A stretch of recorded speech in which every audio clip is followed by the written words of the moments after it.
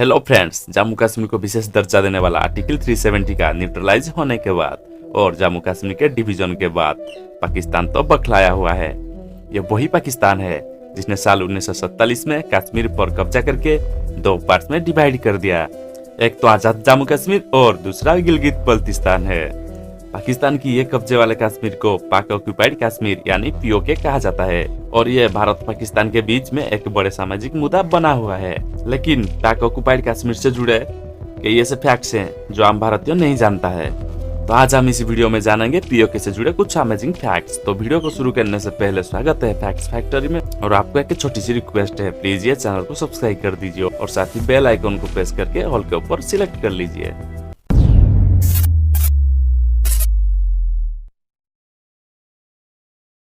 Fact number 1 कि आपको पता है पीओके में इंडिपेंडेंस डे नहीं मनाया जाता है क्योंकि पाक ऑक्यूपाइड कश्मीर में ब्रिटिशर्स ने कभी भी डायरेक्टली शासन नहीं किए थे।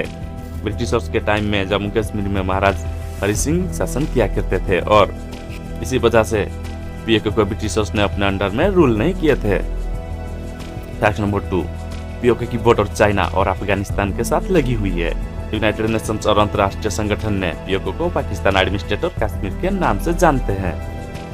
फैक्ट नंबर 3 भारत और पाकिस्तान के डिवीजन के बाद महाराजा हरि सिंह जम्मू कश्मीर को अलग रियासत के तौर पर रखना चाहते थे, इसलिए वो ना तो भारत के साथ जुड़े और ना ही पाकिस्तान के साथ। फैक्ट नंबर 4 कि आपको पता है पीओके को अब पाकिस्तान के द्वारा संचालित किया जाता है और पाकिस्तान ये दावा करता है पीओके में उन्होंने लेजिस्लेटिव असेंबली का निर्धारण किया है, लेकिन ये सब एक दिखावा है।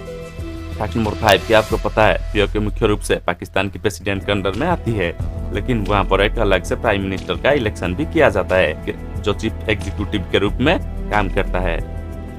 फैक्ट नंबर 6 पीओके के नॉर्थ एरिया जिसे आप इस मैप में देख रहे हो, वो एरिया पाकिस्तान ने चाइना को 1963 में दे दिया है। माना जाता है कि यह हिस्सा पाकिस्तान ने चाइना को तोहफे के तौर पर दिया है। फैक्ट नंबर 7 कि आपको पता है पीओके में ना तो कोई मीडिया है और ना कोई समाज सेवी संगठन है। यहाँ सब कुछ पाकिस्तान के हुकूमत पर निर्धारित किया जाता है।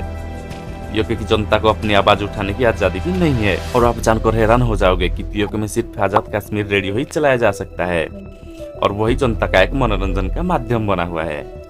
फैक्ट नंबर 8 कि आपको पता है पीओके की ज्यादातर आबादी एग्रीकल्चर के ऊपर डिपेंड करते हैं। इसके अलावा पीओके में टूरिज्म भी एक बिजनेस के रूप में देखा जाता है। कलाम घाटी, काराकर मुहैया और पुंजी घाटी जैसे कई फेमस टूरिज्म प्लेसेस पीओके में देखने को मिलता है।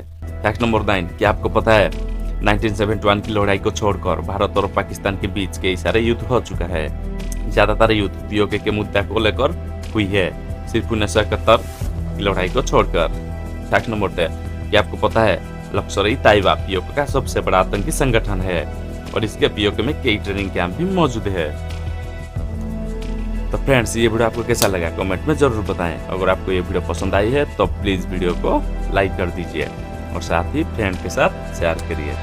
अगर आप अभी तक हमारे चैनल को सब्सक्राइब नहीं किए हैं तो प्लीज चैनल को सब्सक्राइब कर दीजिए और साथ ही बेल आइकन के ऊपर प्रेस करके ऑल के ऊपर सिलेक्ट कर लीजिए। तो मिलते हैं अगली वीडियो में। Thanks for watching.